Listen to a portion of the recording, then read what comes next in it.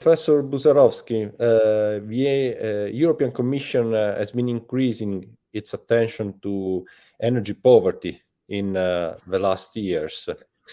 Can you tell us something about this concept and about its dimension in the EU market?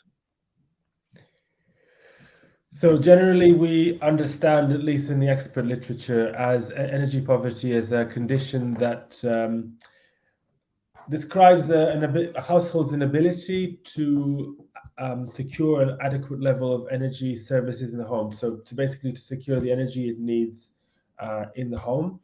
It's a complex phenomenon that has many causes, including energy efficiency, incomes, the way energy is used, the recognition of vulnerable households, regulation of the market, and so on. And one thing I would say that there is just vast divergence across Europe with regard to how and who is vulnerable, how frequent the phenomenon is, how large it is, and what the drivers are. And I would say particularly countries in Eastern, Central, and also Southern Europe are affected by it. Okay, so it is indeed something that needs a legislative framework. And it's something that, of course, it's of interest of ENSMOV in terms of supporting member state in improving the legislation, also to take into account energy poverty. What is the current situation across the European Union with respect to the legislation, the policies used to address energy poverty? And are there any good practices that you can mention? I think the situation has been changing quite rapidly in the last few years, particularly since the establishment of an observatory several years ago, and also with the Clean Energy for All Europeans package, which allowed a number of energy poverty to be integrated in a number of legal documents. Previously, with the third energy package, it was much less frequent in European legislation. One thing I would say is that the Clean Energy for All Europeans energy package allowed for energy poverty to not only become visible, but also create all kinds of reporting requirements around energy poverty, not necessarily targets, but certainly reporting requirements, and already started to define the condition, allowing then member states to move forward with a clearer framing on this. And now if we see some of the more recent, like the Fit for 55, the Green Deal and so on, that's at the European level, that's increasing. Different member states are behaving differently in this regard. So we have some that are really very proactive, and I would say Spain is one of the countries where they've really, at a national level, done a lot in terms of opening an active dialogue around energy poverty, but also then bringing in some very clear measures, some very clear indicators, and integrating a whole range of strategies and approaches across the whole of their policy spectrum. France is also doing well on this front through their observatory. Italy and Greece, generally Southern European countries, are more advanced, I would say, in many ways in addressing energy poverty than particularly those in Northern Europe. In Northern Europe, there tends to be a situation where it is not recognized as a distinct phenomenon, or is treated as an income poverty issues, which is a position that can be debated.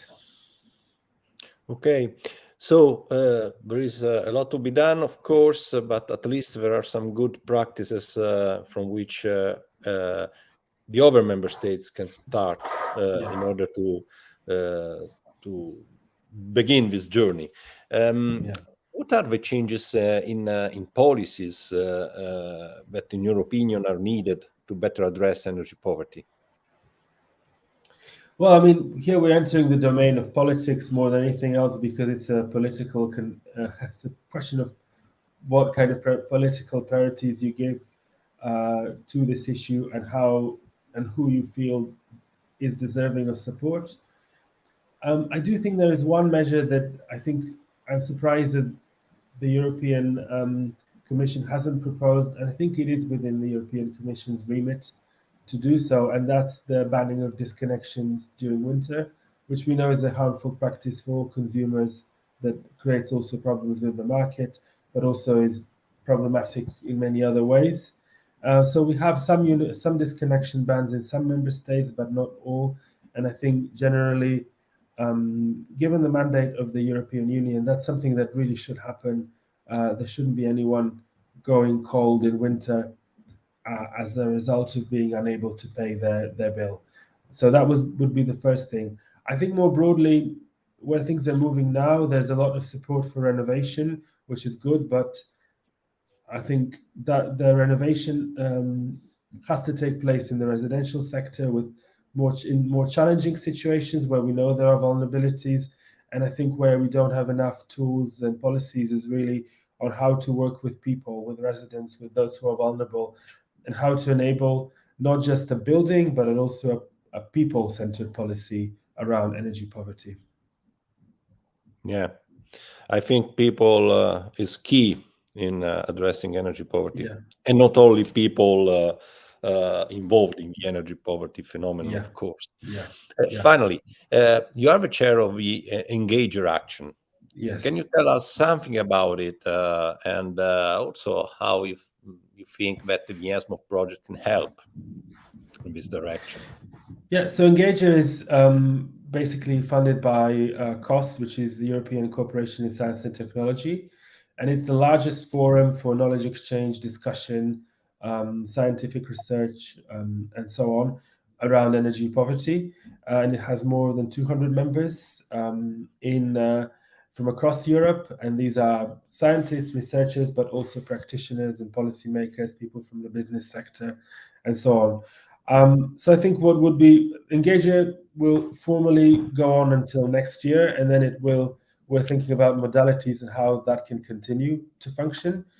What I would really like us to see is a more sustained process of cooperation with all of these new projects like ENSMOV, to make sure that we can transform Engager into a kind of expert forum, which can continue to provide and exchange knowledge, but also be as a basis for innovation in engagement, in research, in knowledge around this phenomenon, because we don't know enough about it, and the situation is constantly evolving with regard to the low carbon transition. So there's really a need to bring this together in one place, and we hope that Engager and its future incarnation will continue to play that role.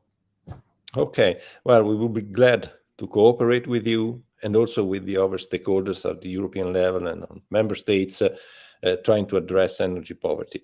So thank you very much. It was really a pleasure to have you here in our cycle of interview to policy expert dealing with energy efficiency policies. And to everybody, remember to register to our newsletter and to follow our activities on the ENSMOV website, ensmov.eu. Thank you very much, and see you soon. Bye-bye. Thank you. Have a good day. Thanks. Bye.